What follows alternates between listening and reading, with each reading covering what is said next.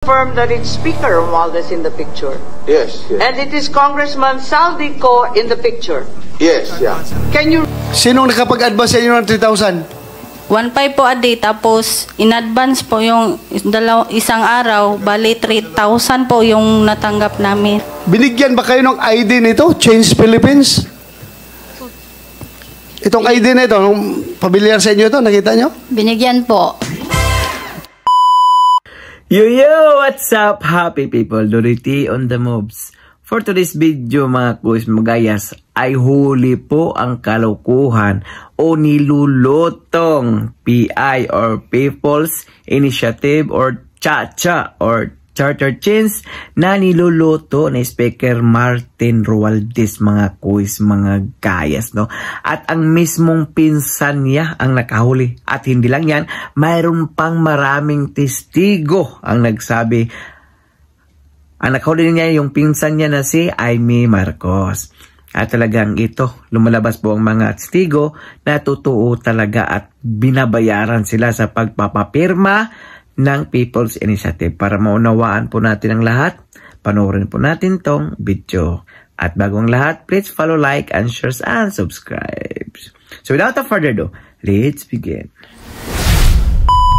Sabihin na kung minsan may mga sakit na kapag ginamot at biglang nawala ang sintomas, akala natin wala na. Akala natin magaling na yung tao. Akala natin napuksa na natin ang sakit. Kaya ihihinto natin yung gamot. Hanggang isang araw, lilitaw ulit ang sakit. Isa na siyang mas malakas na karamdaman at bago pa natin maagapan, huli na ang lahat. Ang sabi ng COMELEC, hihinto na sila sa pagtanggap ng pirma hanggat hindi na ay aayos ang ilang teknikalidad. Anong teknikalidad? Yung mga pirmang naipasa na. Paano? Anong bagong pamantayan ang gagawin nila? Kung aatras at nagbago ang isip ng tao, anong gagawin? At marami pang ibang tanong.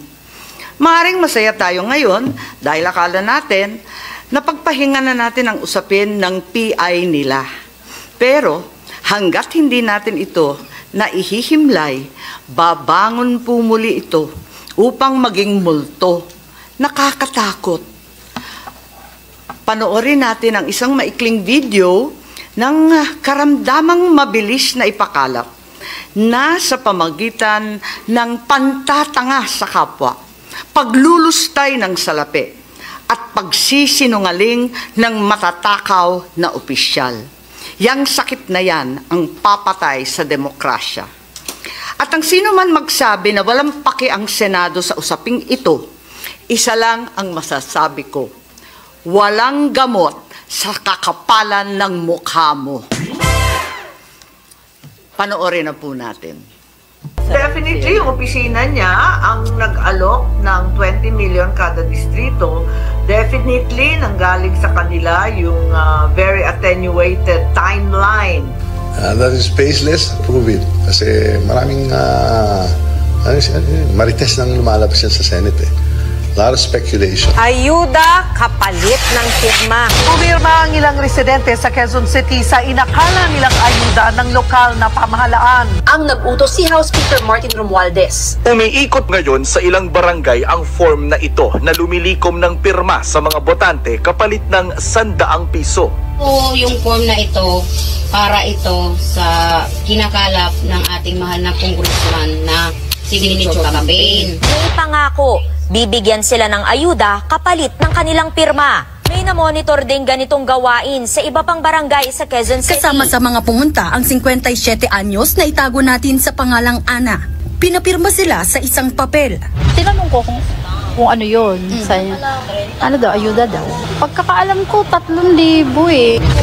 Hindi na raw ipinaliwanag pa ang tungkol sa nakasulat doon. Kahit pa tinawag na mismo ng Pangulo na mapanghati ang pangangalap ng pirma para sa CHA, tuloy pa rin ang pagkalat ng petisyon sa ilang lugar sa probinsya. Sa Angono, Rizal, ipinakita sa akin ng isang barangay captain ang natanggap niyang kopya ng petisyon na galing daw sa lokal na pamahalaan. Kalakip nito ang dokumentong nagpapaliwanag sa hinihinging amendment. na obserbahan ang pangangalap ng pirma sa mga residente mula sa Barangay Piniahan sa District 4 ng Quezon City. That's what I'm saying. I offered the word July. I did not refer to somebody's documents. Why do I have to confirm something that I already know? Ang nag-utos si House Speaker Martin Romualdez. Sana, yung mga kaibigan natin sa Senado, imbis na kung anong pinag-uusapan, keso PI, keso ano, RBs, tapusin na lang yung trabaho nila. Tutukan na lang yung trabaho nila. Parating tayo porque tapos na yung trabaho natin eh. Huwag mo na yung may didistract dito sa PI. Wala kayong pakialam sa PI. Wala kayong pakialam sa PI. Wala kayong pakialam sa PI. Kayo raw po yung nag-offer ng 20 million per district in exchange for the signatures. Spaceless, siguro, kausapin mo na lang siya. Mamarites siguro, nakikinig sa mga marites. I'd like her to prove it and she has the proper means and ways she can go to whatever court or agency, the COMELEC. Is charter change? Nandyan kasama mo? Sino yung kasama mo? Ari, ning duha, sir. Duha. So, pwedeng matanong, pangalan, Jocelyn Mobera? Jocelyn, Yes. Anong pinrami sa inyo o anong ni-request nila sa inyo? Kung sa'y gihatag sa inyo ha? Kung sa'y gihangyo nila sa inyo ha? Ana sila pag ingon nga magpa-perma daw mi sa mga tao dayon inadlawan mi nila og 1.5. So, sabi nila, magpapirma kami sa mga tao at bibigyan kami ng bayad na 1.5 a day. Oh. Sinong bigyan ng 1.5? Katong nag-adto dito nga nag-orient sa amoa si Adonis Gonzales o Adonis Ragasi. Adonis Gonzales at Adonis Ragasi. Sino yan sila? Taga Bukidnon, hindi? Kato si Ragasi taga Cagayan, then kato si Adonis nga isa si Gonzales taga Davao daw siya. Ragasi is from Cagayan de Oro and Adonis Gonzales is from Davao City. Yes. Okay, so ano nangyari afterwards?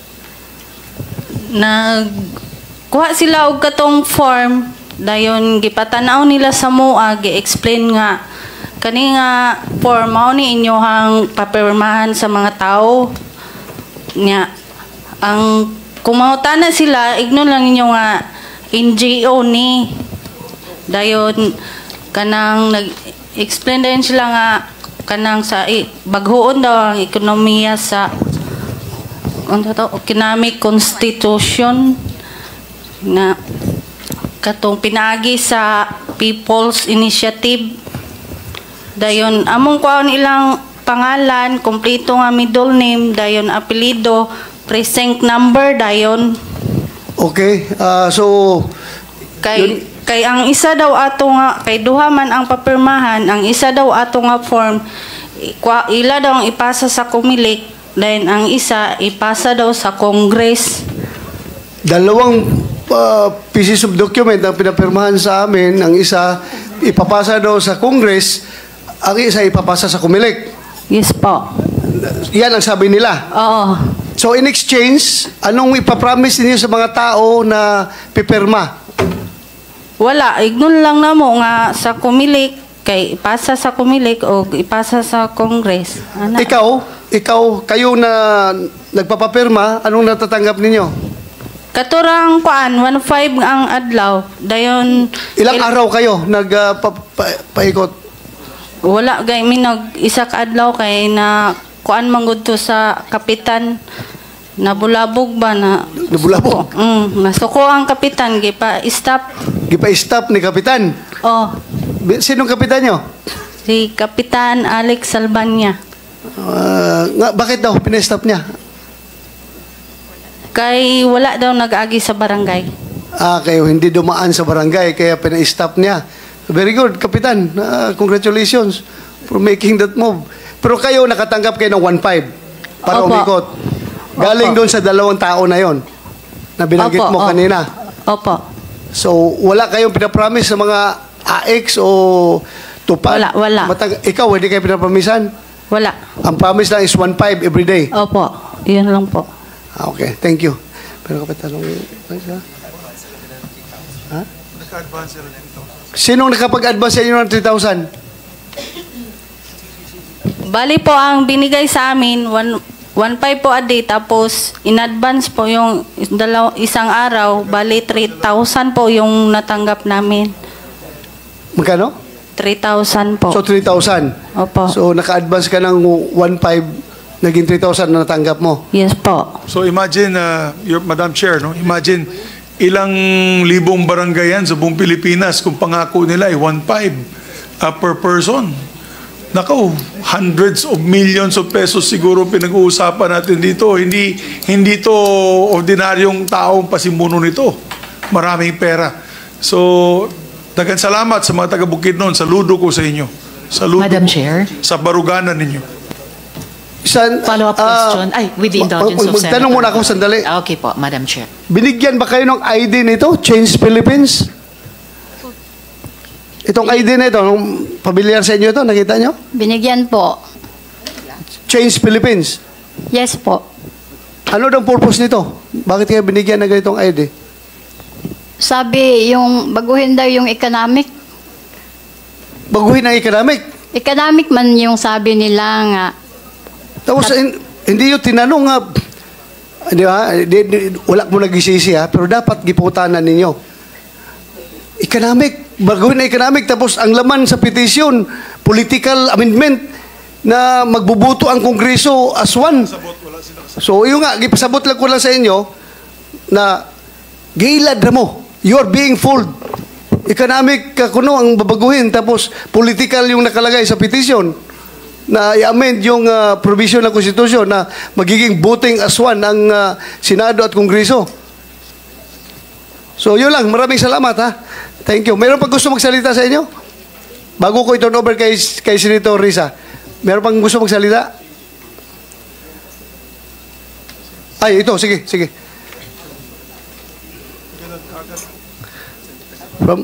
From Dangkagan, Bukidnon.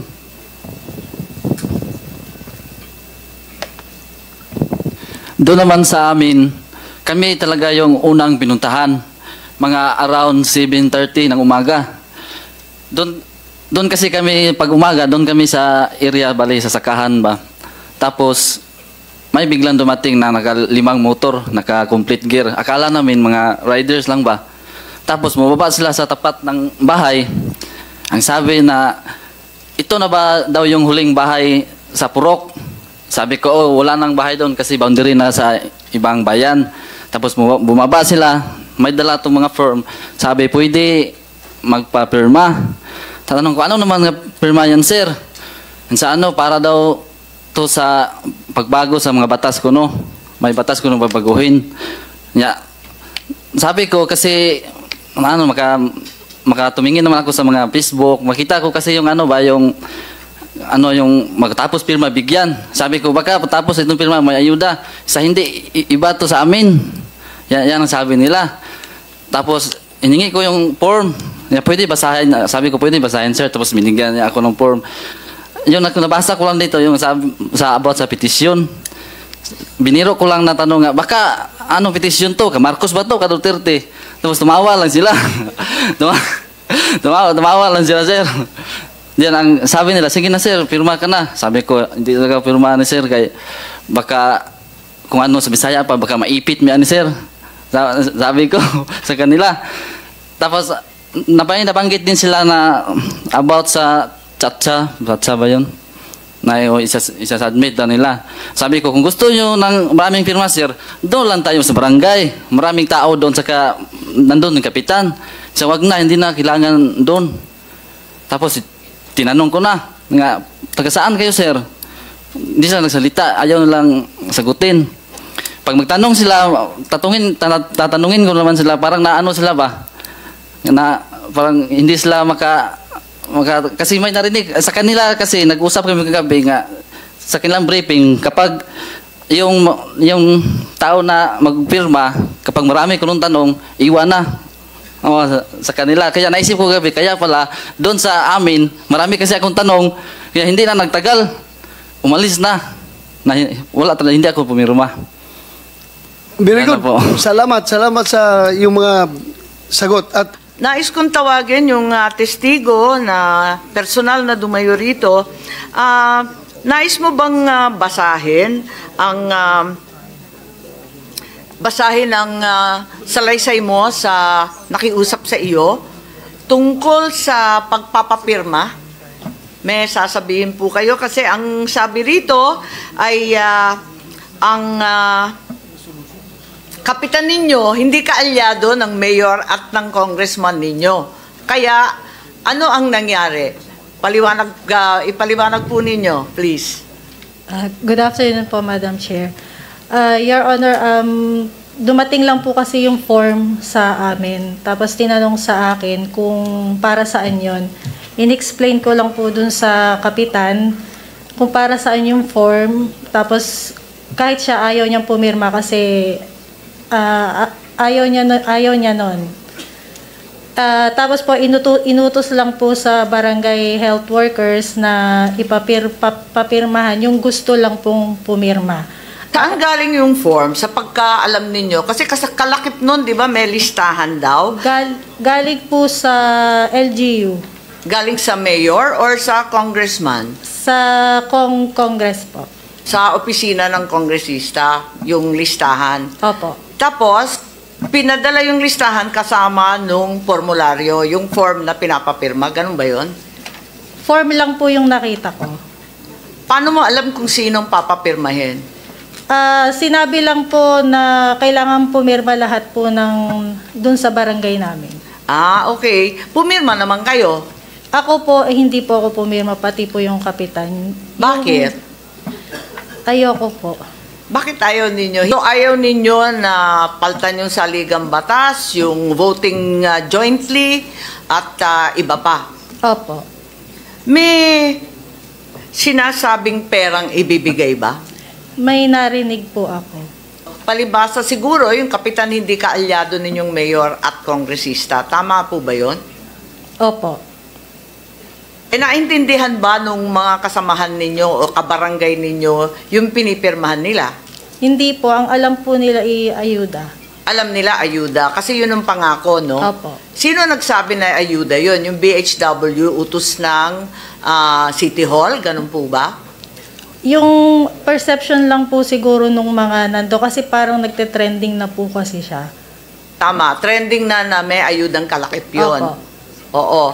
Tapos, linilista ba yung mga pangalan nila? Sa alam ko, hindi ko po alam kung nililista po. Pero marami bang pumirma doon sa barangay ninyo? Konti lang po kasi nung sinubmit po yon dahil may deadline daw po. Binalik po kasi yung forms kasi kulang daw po yung mga pirma. Ano yung deadline? Kasi sinasabi daw, ang presidente daw ang nirarason. Tama ba yun? Opo, yun po ang sabi. Ano daw ang kinalaman ng presidente dyan? Ang sabi po is utos daw po yun ng presidente. Ano daw? Ano ba? Utos daw po yun ni BBM. Utos yun po ni yung BBM. exact word. Ay, ganon.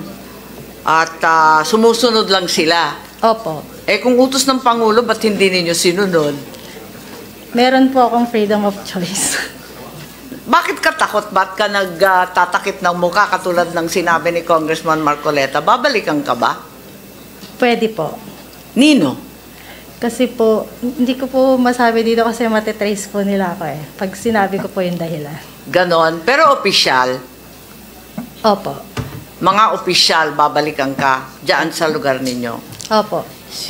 May dalawa pa tayong witness online. Unahin natin. Kanina pa nag-iintay. Kumusta po? At anong maidadagdag ninyo tungkol dyan sa PI na yan?